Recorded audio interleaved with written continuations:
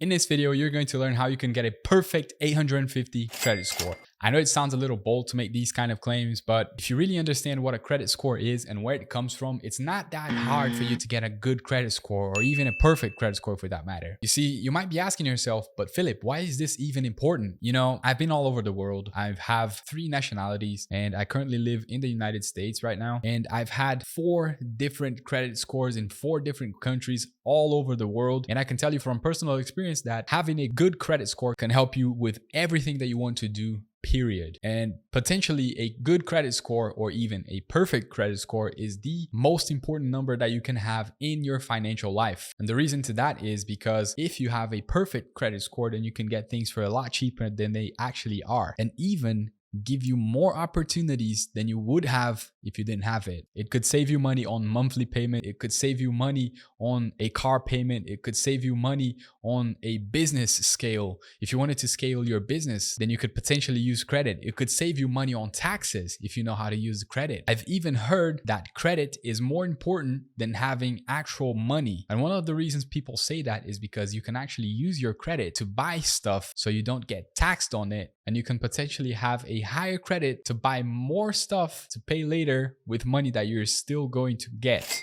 But that's a story for a whole other video. Those are ways in which you can minimize the taxes that you pay. And businesses use this all the time. And you might be asking yourself, if those numbers are so important, why don't we learn about them in school? Why have I never heard my teacher tell me about my credit score, how to raise my credit score, how to get a good or perfect credit score? Well, folks, this is a whole other video. But if you want, I can make a video on that topic. Just leave the comment down below. But for now, all you have to know is that building a credit score takes a lot of time. And it takes time. You have to do it. You have to do it every single day, every single month, day in, day out, month in, month out, year in, year out, and you have to be consistent. The number that people call your credit score are actually defined by your actual score and by your credit profile. And here in the United States, what people use to measure the credit scores are usually the FICO score. And the FICO score is made up of 5 different things. Number 1, your payment history is bar none the most important thing in your payment profile, and it accounts for 35% of your credit score. From this metric alone, you can see why it's so important that you're consistent in what you do. Because if you miss payments, then potentially 35% of your credit score is going to be ruined. Number 2, your credit utilization, which accounts for 30% of your credit score. It is also very, very important. But Philip, what do they look for when they see my credit utilization? What is the metric that I should be aiming for? That is a great question. And ideally, they say that you should keep your credit utilization under 30%. Let's say you have 3 credit cards and you have a $1,000 limit in each one. All total, you have a $3,000 credit limit. The credit bureau, in this case FICO, they're going to measure that you have a $3,000 credit limit. So 30% of that would be $900. But optimally, I think personally that you should keep it under 10%. And another good question that you might have is, if keeping your credit utilization low is the goal, why shouldn't you keep it 0? Because you want to show the credit bureaus that you are responsible with using your credit.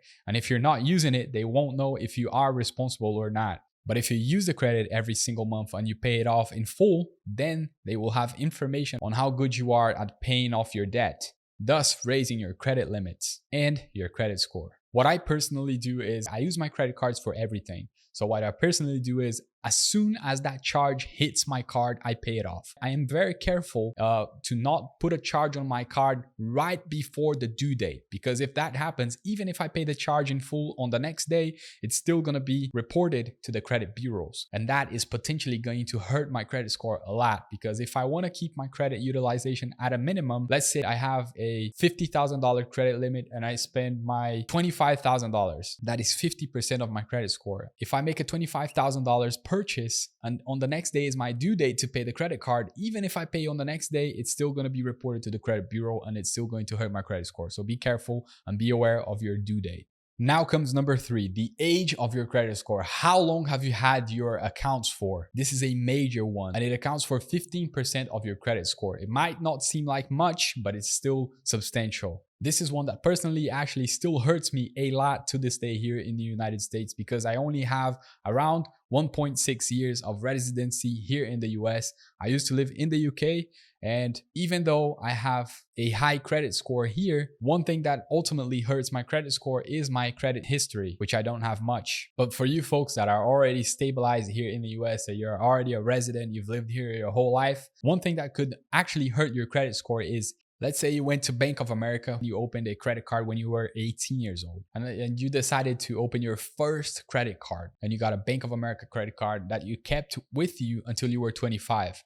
And then when you were 25, you decided to open a new credit card with more benefits that you now use as your daily card, day-to-day basis, right? So you think to yourself, well, if I'm not using this other credit card here, then I should just close that account, right? No, wrong. If you do that, it's actually going to hurt your credit score a lot. That's because the banks, they take into account the age of all of your credit accounts. So if you open that account 12 years ago and you have this other one for 5, altogether, you have a 17-year-old credit history. And if you close that 12-year-old account, you're only going to have a 7-year-old credit history, and that's going to potentially hurt your account very much, bringing down your credit score. Plus, let's say that you had $10,000 credit limit in your first card, and your second card you have 15. Well, that's a total of $25,000, right? And if you close your first card, you will only have a total of $15,000 credit limit. Thus, it's going to also, every time you use that card, bring up your credit utilization. And that is also going to potentially hurt your credit score. Number 4, 10% of your credit score is formed by your credit mix. So this metric is actually measured by 2 things. One of them is the installments. Installments is everything that you pay over a monthly to yearly basis or whatever. You pay in installments, like let's say your mortgage, your car payments, everything. And it is also measured by revolving types of credit. And revolving types of credit is kind of like credit cards and that kind of that type of credit that you can get.